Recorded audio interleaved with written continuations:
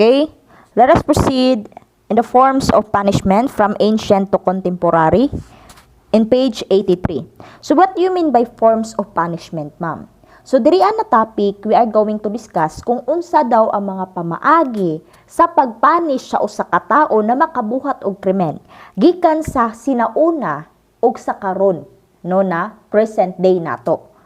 Okay, nato i-discuss kung unsa tong mga sinauna na pamaagi sa pagpunish sa usa ka tawo pag makabuhat sila og krimen or maka-violate sila sa balaod. So first, in ancient we have DCSB. DCSB stands for death penalty, C for corporal punishment, S for shaming or social degradation, and lastly we have B for banishment. Okay, dito sa death penalty. Death penalty is defined as burning, beheading, hanging, garroting, stoning, feeding to the wild animals, and other forms of medieval execution. Buot pasabot, ang death penalty na punishment, dili lang siya limited sa paghikog sa usa ka tawo. But apil pud kuno ani ang pagsunog, pagputol sa iyahang ulo, hanging, paghikog sa iya by garroting, stoning, or feeding to the wild animals. So naatay mga device sa unang panahon na ay mga device na ginagamit sa death penalty. And that is, one of these are garrote, guillotine, and musketry or firing squad. When we say garrote, so i-attach na ko ang photo. So mo ni siya ang garrote. So the offender or the criminal is slowly tightened until the condemned person dies. Okay, so that is garrote. How about guillotine, ma'am? So guillotine was developed by Dr. Joseph Ignacio Guillotin. Muna gitawag siya guillotine. Ang guillotine, usa ni siya ka-device used for beheading a condemned person. So i-attach na ko ang picture ni guillotine. So mauna siya ang guillotine. And lastly, we have musketry or firing squad. So kini na pamaagi sa pagpatay sa usa ka tawo, the condemned person is blindfolded. So with hands tied at the back and shoot in the public by a firing squad composed of several shooters. So this is firing squad. So ang usa sa mga tao na, for example, ang nahatagan ani na punishment is si Dr. Jose Rizal. Next, we have corporal punishment or physical torture. So corporal punishment as one of the forms of punishment in ancient times. It is done by maiming, mutilation, whipping, or what we call flogging, and other inhumane or barbaric forms of inflicting pain. So, sa pamaagi, ang paghatag og punishment is sa pamaagi na pasekitan ang usa ka tawo or physical torture. So, usa sa mga corporal punishment sa unang panahon is what we call as flaying. Flaying is also known as skinning or the removal of the skin from the body. So, generally, it is made to keep the removed portion of skin intact. Next, we have shaming or social degradation. So, shaming or social degradation as one of the forms of punishment during ancient times. So, from the word shaming, pagpakaulaw sa usa ka tawo para mababa ang iyahang pagtan-aw sa iyahang kaugalingon. So, shaming or social degradation is done by putting the offender into shame or humiliation like pillory, gibbeting, or public scam. When we say shaming, ang usa ka tawo pakaulawan nimo siya in public, no, para mababa ang iyahang confidence sa iyahang kaugalingon. So, one of the type of shaming is we have pillory. Ang pillory usa ni siya ka device. It is a wooden frame with 3 holes that clamps the head and arms of the offender while he stood before the public. So, that is pillory. So, next we have banishment. Last na form sa punishment sa ancient times. Banishment or what we called as exile. So, si banishment, otherwise known as ostracism.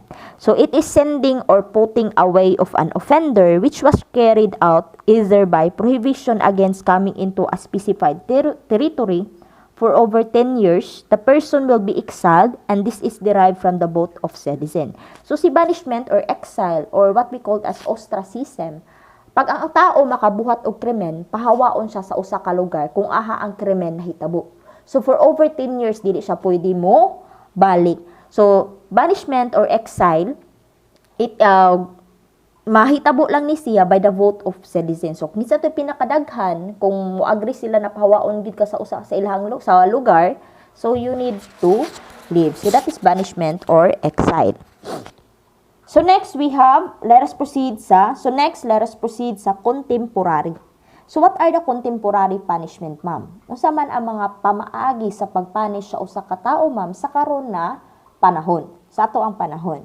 So contemporary punishment na atay amnesty, commutation, dischero, fine, good conduct time allowance or what we called as GCTA, imprisonment, pardon, parole, and lastly we have probation. So proceed ta diri sa amnesty unsay buot pasabot ani. Okay, let us proceed kay amnesty.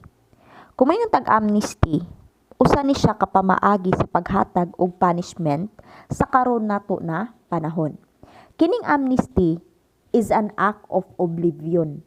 Kung may tag-oblivion, buot pasabot anang oblivion, forgetfulness. Buot pasabot ang pamaagi niya sa paghatag og punishment is kalimtan tanan imuhang sala. Dili lang kapasayloon kundi pagkalimtan pod apil imuhang sala. Mao na si amnesty. Mao na giingon dinha na amnesty is a general pardon. Bot pasabot pasayloon ka and at the same time kalimtan nagibuhat na nimo na krimen. Dili lang daw usa ka tawo ang hatagan ani kundi grupo sa tao na nakabuhat og krimen. That is why sa amnesty gidefine dira it is extended to a group or classes of person. Bot pasabot, dili lang usa ka tao ang hatagan, kundi grupo sa tao ang hatagan ani. Question, ma'am, kinsa may mugrant aning amnesty? Or kinsa may muhatag aning amnesty? Ang muhatag aning amnesty it is exercised by the chief executive. Unsa man ang chief executive? Ang chief executive mao ang president of the Philippines. Mao na siya ang muhatag og amnesty. Pero kinahanglan na ay concurrence sa Congress. Mo na gibutang dira sa definition with the concurrence of Congress. What do you mean by concurrence? Buot pasabot kinahanglan daw na ay agreement sa Kongreso before na i-grant ni President of the Philippines. So take note, ang hatagan lang og amnesty mao ang mga tao na gitawag nato na political offenders. So that is why it is defined amnesty it is usually given to political offenders. Unsa man ang political offenders? Political offenders dili ni sila ang mga politiko na gipasabot dinhi. Kanang mga politiko dili na mao. Kundi mao ni sila ang mga tao na ni against or dili mooyon sa administration or pamamalakal sa usa ka country. So for example ani mao ang mga tao na mo-commit og rebellion, no, kudita or treason. So ma'am usa may purpose ma'am nganong hatagan man nato nganong pasayloon man sila og kalimtan ang ilahang sala sa ang pamaagi sa paghatag sa ilaha og punishment. So para makita nila na mali di ilahang pagtuo. So the purpose para mabalik sila sa community. So katong mga tao na mga sigig protesta, mga uncooperative members of our population, mabalik nato sila sa ato ang community or sa society ug malahi na ilahang pananaw na makita nila na oy dili day ingani si gobyerno. So that is the purpose. So mao to siya ang amnesty. So next we have commutation of sentence. So si commutation of sentence usa gihapon ni siya sa pamaagi sa paghatag og punishment sa contemporary or sa karon nato na panahon. So commutation of sentence gidefine din ha sa inyohang manual na it refers to a change made by the president of the court. Bot pasabot, mao daw ni ang kabag-uhan na gihatag sa president of the court or mao ang atong gitawag na chief of justice. So question ma'am, unsa man ni nakabag-uhan sa iyang desisyon ma'am?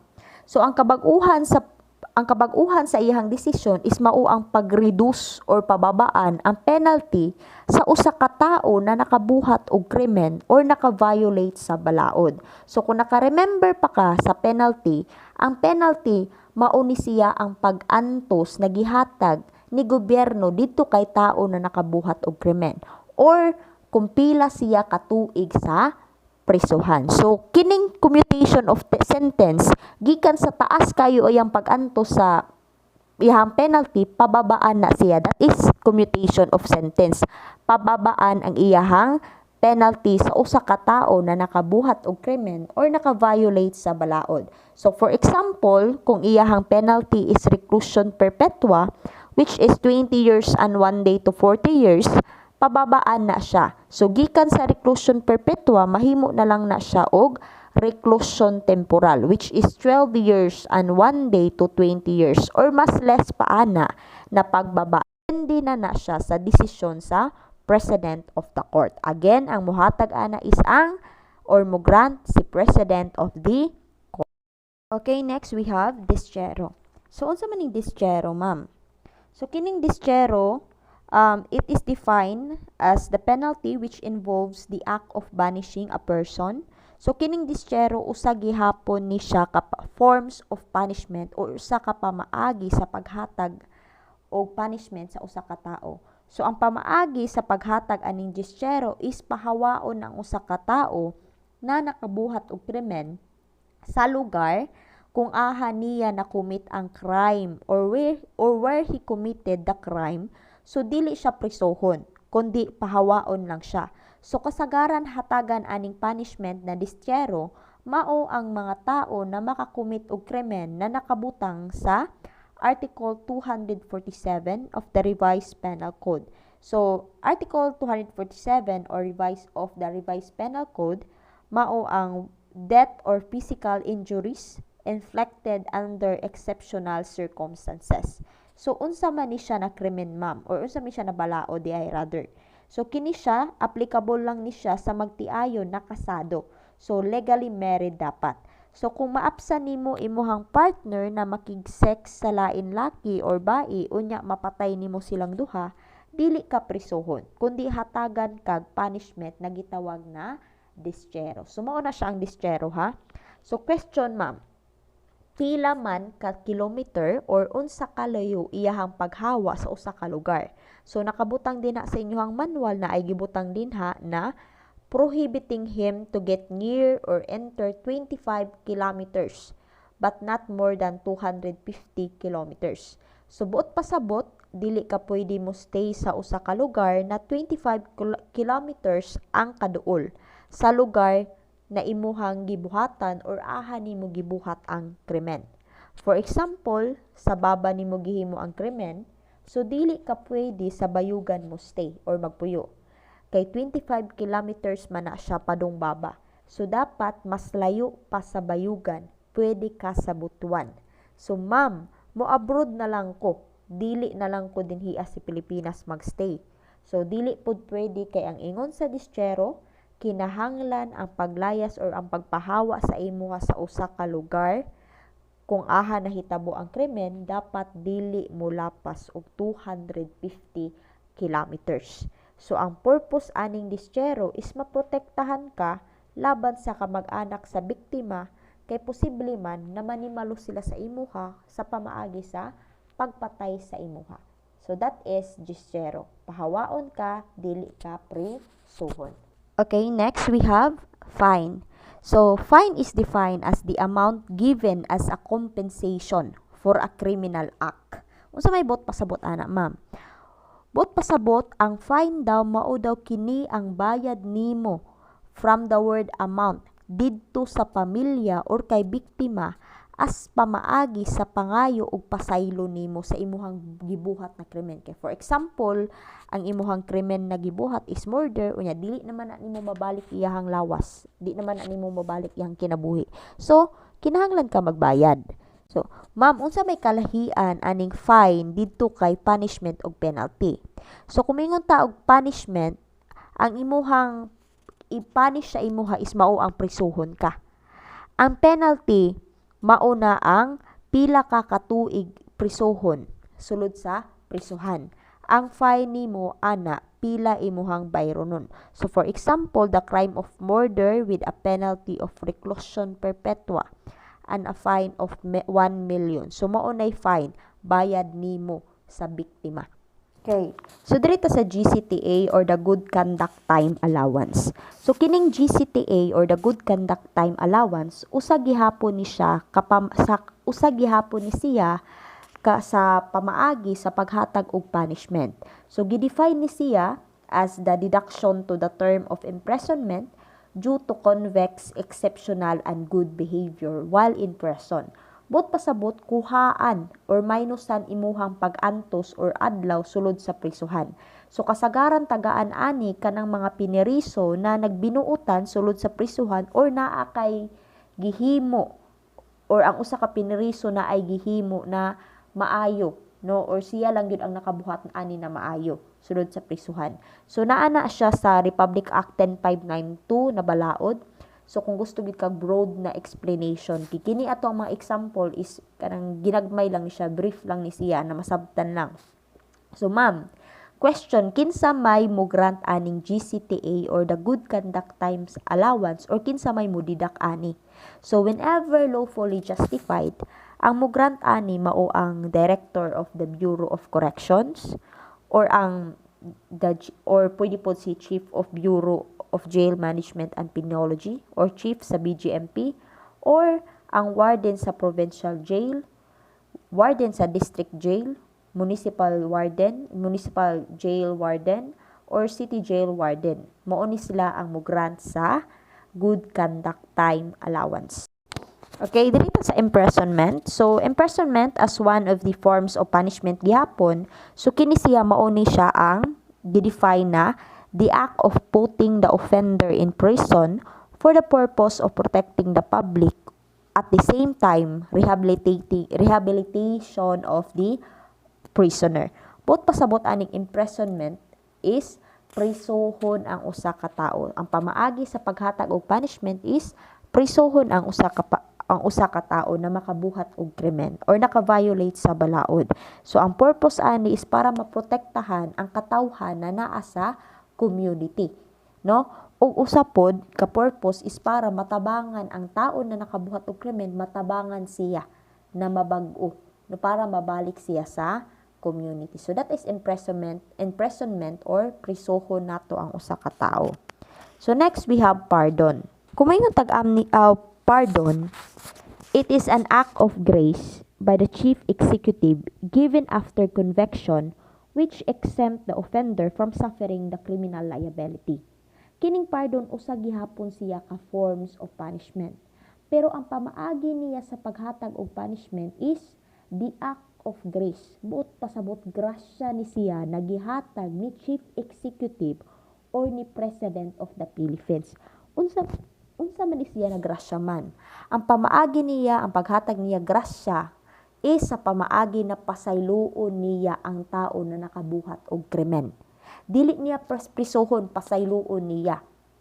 Ang kalahian lang nila kay amnesty, si amnesty pasayloon niya and at the same time kalimtan niya na nagbuhat ni siya og krimen. But pasabot wala gid siya record na nagbuhat siya ani.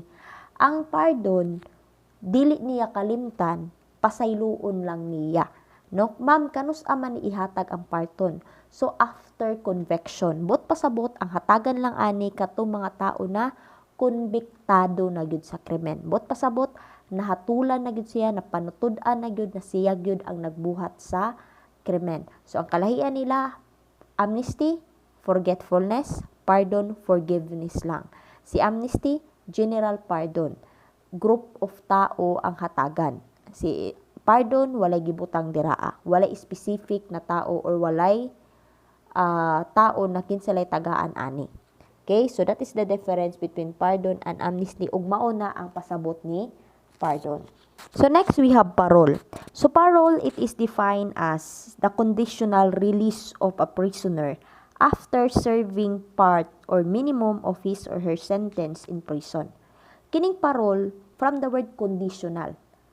Ang pamaagi sa paghatag og punishment is pagawson ang usa ka tawo pero with conditions. So depende na unsay mga condition na gibutang ditoa. So kining parole ang hatagan ng ani kanang mga tao na naka-serve na gyud og sentence o naka-serve na gyud sa prisuhan.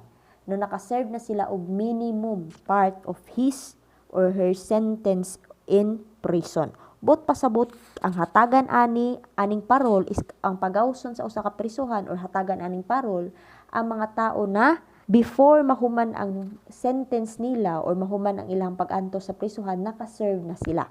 For example, 40 years ang iyang imprisonment or ang iyang pag-anto sulod sa prisuhan. Naka-serve na siya og 30 years. So, kana sila ng mga tao, pwede sila grantan og parol. But with condition. Pagawson sila, pero na ay mga kondisyon na ibutang dito. Okay? So, that is parol. Kinahanglan, naka-serve na ka og pila, minimum sa imuhang sentensya sulod sa prisuhan. Next, proceed ta kay probation, last na forms of punishment sa contemporary. So, probation is defined as a disposition. But pasabot, mausa ka order, no? Whereby a defendant, after conviction of an offense, the penalty of which does not exceed 6 years of imprisonment is released subject to the conditions imposed by the releasing court. So, kining probation, usa ni siya ka order na gihatag, no ihatag na pagawson o dili sa prisuhon. Ang probation, ang hatagan lang ani kanang mga tao na ang ilahang sentence or ang ilahang penalty rather, dili mulapas og 6 years. So, bot pasabot, kung mulapas og 6 years ang imuhang penalty, dili ka pwede maka-apply aning probation. Ang hatagan ng lagi ingon diri sa balaod katulang mga tao na ang penalty dili mulapas og 6 years. Katulang sila ang pwede hatagan ani. So kini sila dili ni sila prisuhon. Muga pwede ra ni sila naani sila sa community magtrabaho. Okay? So pagawson sila, hatagan sila probation, dili sila prisuhon but with condition. So for example, ang mga condition na ibutang dito is sa probation kay mag-volunteer ka, magtabang-tabang ka, kung unsay mga activity, so kana siya, with condition siya. Dili ka prisuhon, but with condition ang imuhang pag-release.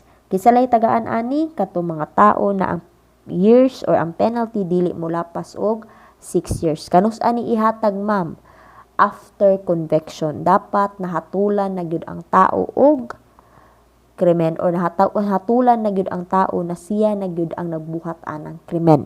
Guilty gyud siya. Okay? So nasabtan. So those are the forms of punishment in contemporary.